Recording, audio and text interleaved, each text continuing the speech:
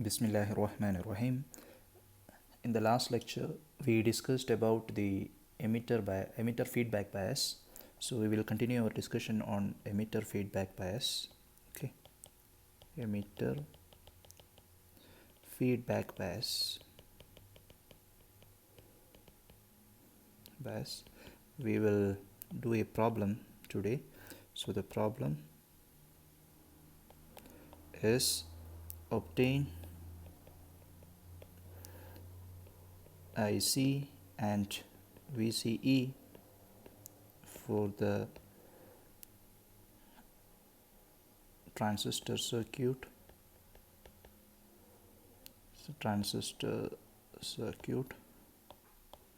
shown in the figure below. Okay, and that means this is nothing but the Q point. Okay, then draw the load line and mark the Q point. Okay, so the transistor circuit is given like this. So this is RE, okay, and this is VCC, RC, and there is a resistance RB. Okay, and it is given RB is equal to 136 kilo ohm. Then RC is given as 500 ohms. This is also 500 ohms. Beta DC is given, which is 100. Okay, then VCC is also given as 10 volt. Okay, VCC is also given as 10 volt. Okay, now we have seen how to write the Kirchhoff law in this kind of circuit.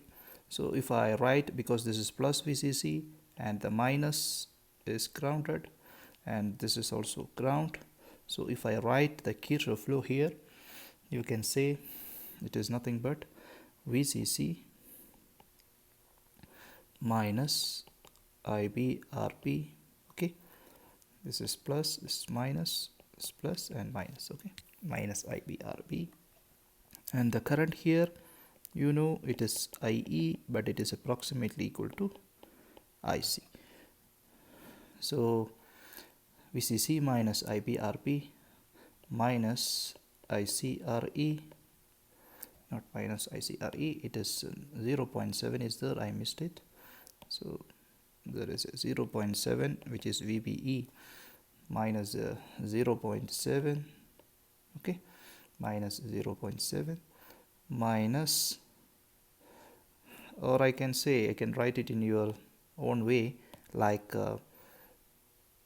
okay, minus VCC plus IBRB, okay, plus 0.7 plus ICRE is equal to 0. So you will get the equation as we have discussed in the previous lecture.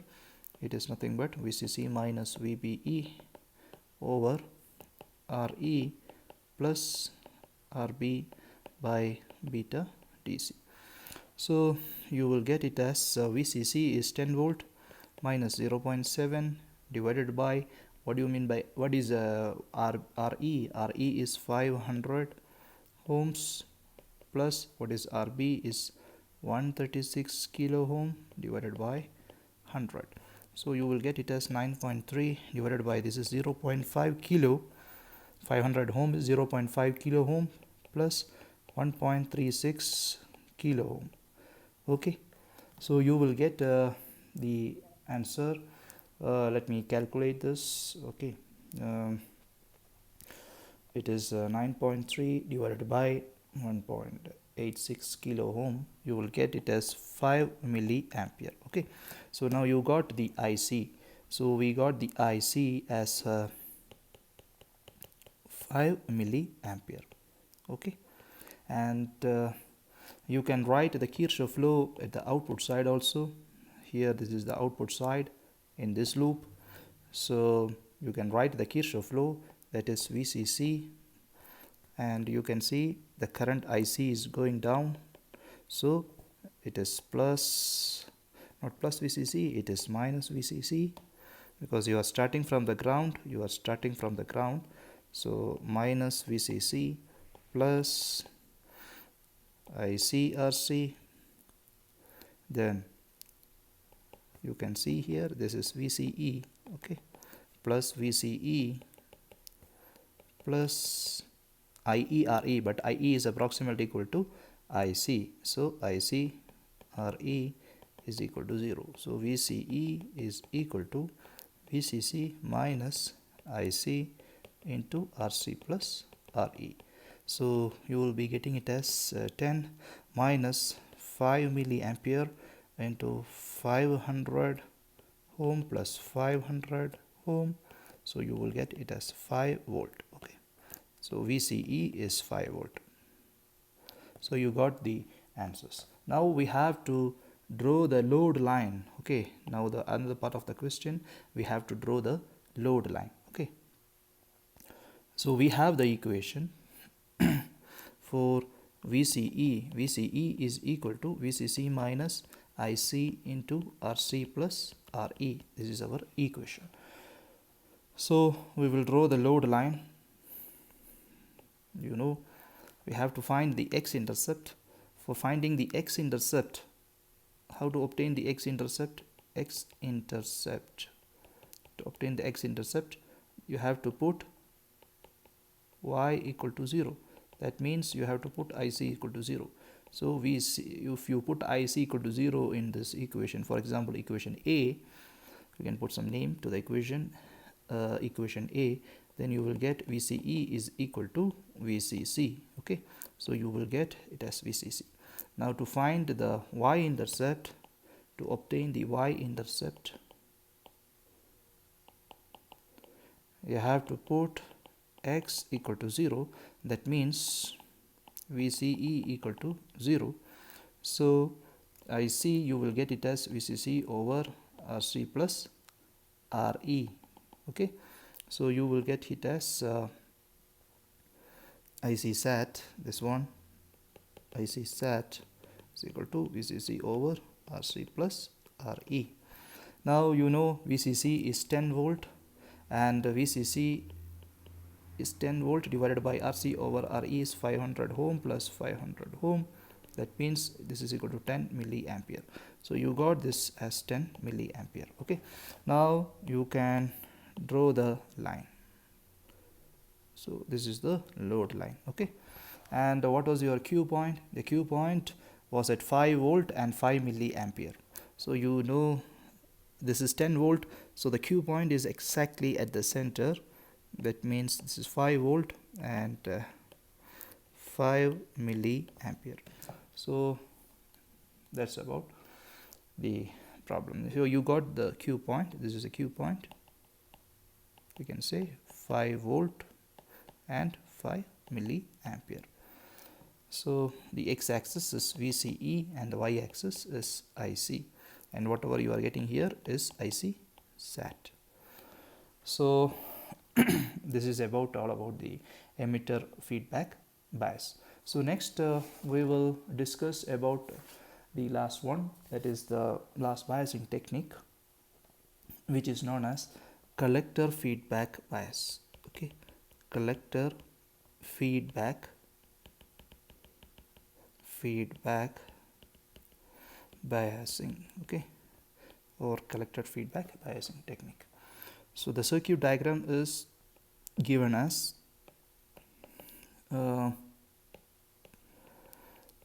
VCC, you have RC. Okay, now here is the main difference.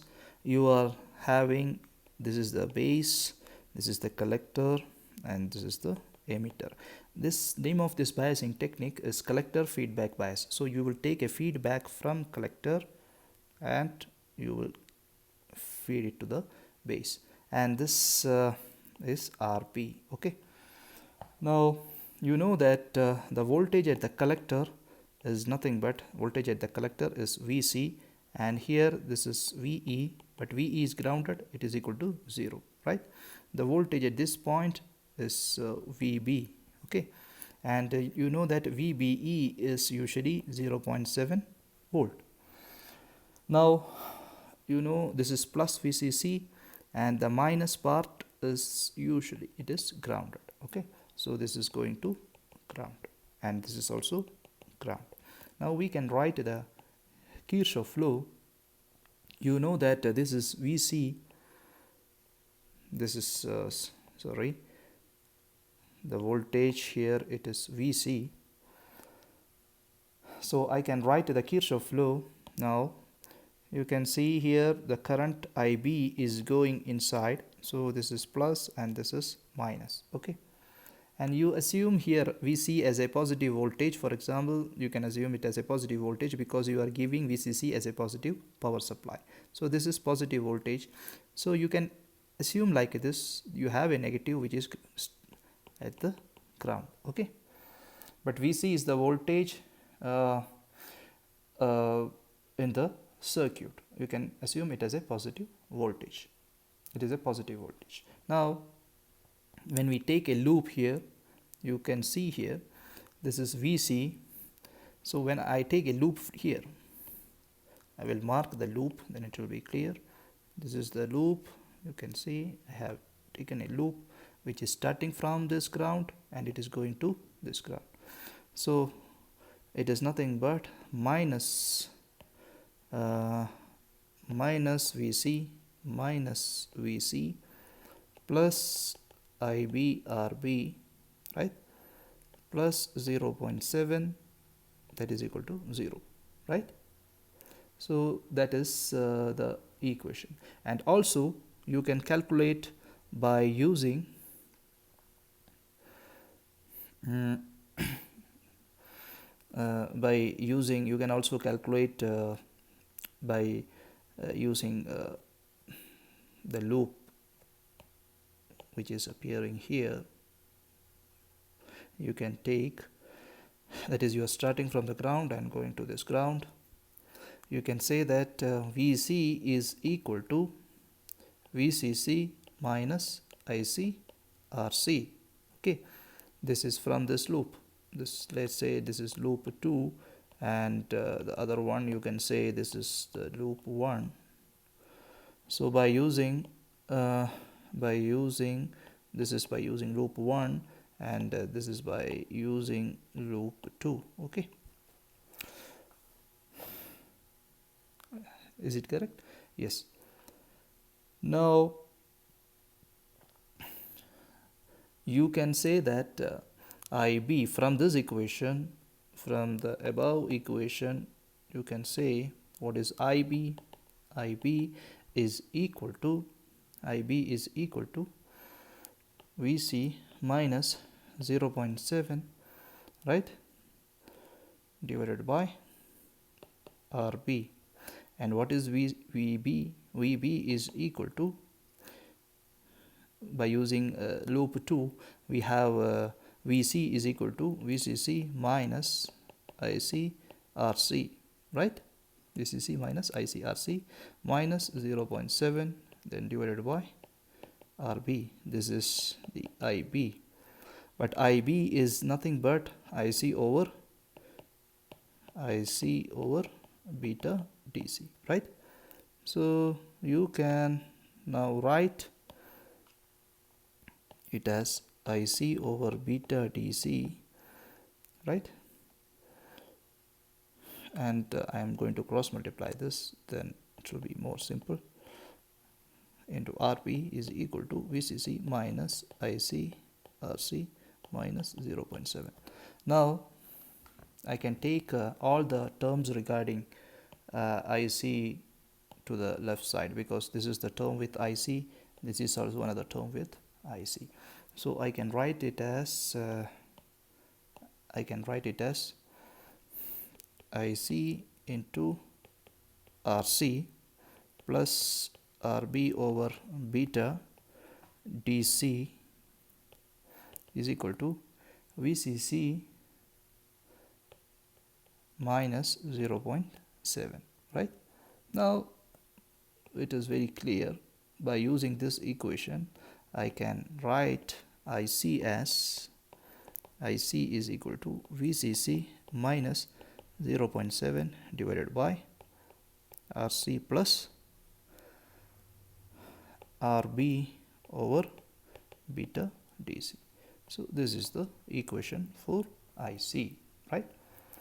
So that is, I will rewrite it here again. IC is equal to VCC minus 0.7 divided by RC plus RB over beta DC.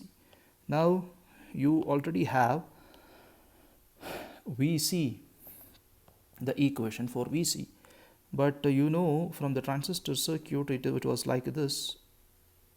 This is VCC, and there was RP here, RC. Yes. Now you know that VE is equal to 0 and VC, this is the voltage VC. So the voltage VCE is equal to VC, and we already have the equation for VC because VC is given by the equation in loop 2. So VC is equal to VCE, VCE equal to VCC minus IC RC. Okay, so we got the equation for VCE, and we have the equation for IC, and also we have the equation for VCE. Now we will draw the load line. So I am going to draw the load line for the circuit. We usually take the equation for VCE. Let's say this is equation A. Now to find the x-intercept, you have to put y equal to 0, and this is y-axis IC and this is VCE. That means if y equal to 0 means IC equal to 0. So VCE equal to VCC. So you will get this point as VCC. Now to find the y-intercept, you have to put x is equal to 0. That means x equal to 0 means VCE equal to 0. So you will get IC as IC equal to, what is IC? IC equal to VCC over RC. Okay. So you will get here it as VCC over RC. This is known as IC set. Now you can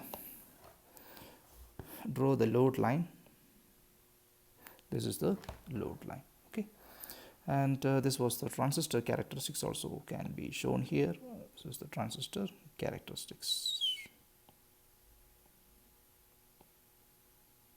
Okay, this is the transistor characteristics.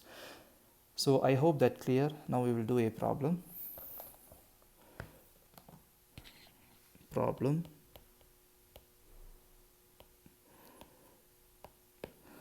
Consider the circuit shown below. Okay. Calculate IC and VCE, that means the Q point. Okay. Also draw the load line and mark the Q point. So the transistor circuit is given like this. This is RC and this is VCC. VCC is given as 10 volt, RC is given as 1 kilo ohm, and RB is given as 86 kilo ohm. Okay. Now the solution. solution. So we have the equation for IC. IC is VCC minus 0.7, and also beta is given, beta is given as 100. Okay, so we have the equation IC equal to VCC minus 0.7 divided by RC plus RB over beta DC. So this is nothing but 10 minus 0.7 divided by RC is 1 kilo, so this is in volt, 1 kilo plus RB is 86 kilo ohm divided by 100, so you will get this as 9.3 volt divided by 1.86 kilo ohm, which is equal to 5 milliampere. So you got IC. Now VCE equal to VCC minus IC RC. Why I am taking like this? You can see here in this circuit, actually the current which is going into the collector is IC, and this current is IB, right? But so the total current is actually IC plus IB, but IB is very small, so I can assume that this is approximately equal to IC. That's why I can write all this equation. Okay, without that approximation it is difficult. Okay, you have to solve it in a more complicated way. So this is VCC minus ICRC. What is VCC? VCC is 10 minus 5 milliampere into 1 kilo ohm, which is equal to 5 volt. So you got IC and VCE. So you got IC is equal to 5 milliampere and VCE is equal to 5 volt. Now we can draw the load line.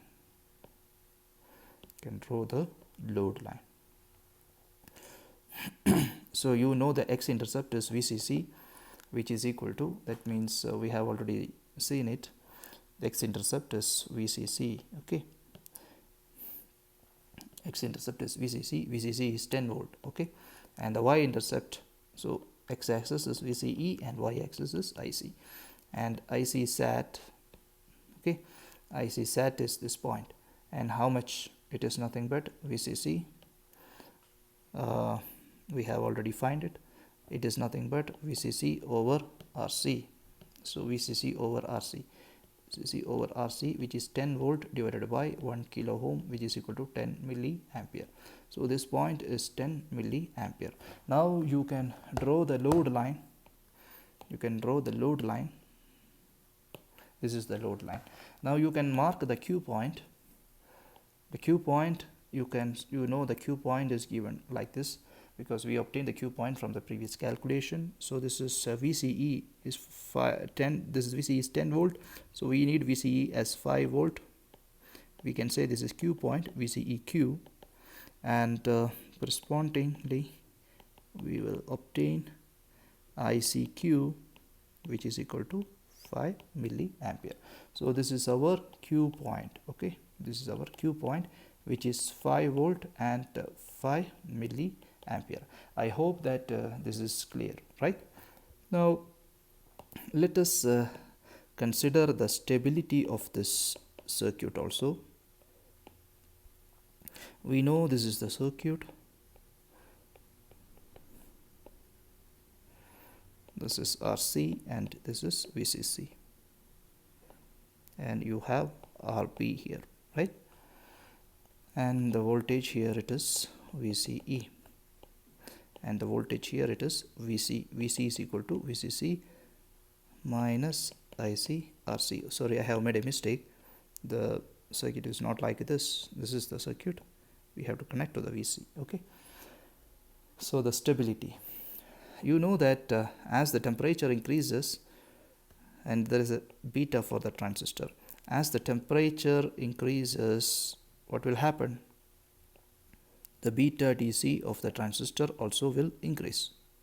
Now, as beta DC increases, what will happen? The current IC, you can see the total current here, it is IC plus IB, right? And this current is IB and this current is IC. So as the beta DC increases, the transistor will make more current IC, right? Transistor will actually, it will lead to more IC. As IC increases, what will happen? As IC increases, IC into RC, that means the voltage drop at RC is given as IC into RC. ICRC also will increase, right? As ICRC increases, suppose this voltage drop increases, then what will happen? The voltage at the collector, that means VC will decrease, right? The voltage at the collector will decrease. That means it will leads to the decrease in collector voltage. As the collector voltage decreases, what will happen? Because the collector voltage is the main part which is contributing for IB, right? You can see the equation as we have written. IB is actually determined by using VC minus 0.7 divided by RB. So you know this equation. You know IB is equal to VC minus 0.7 over RB. As this voltage decreases, as VC decreases, what will happen? IB will decrease, right? So as VC decreases, we can say that IB will decrease. Okay, IB will decrease. As IB decreases, it will lead to the decrease in IC.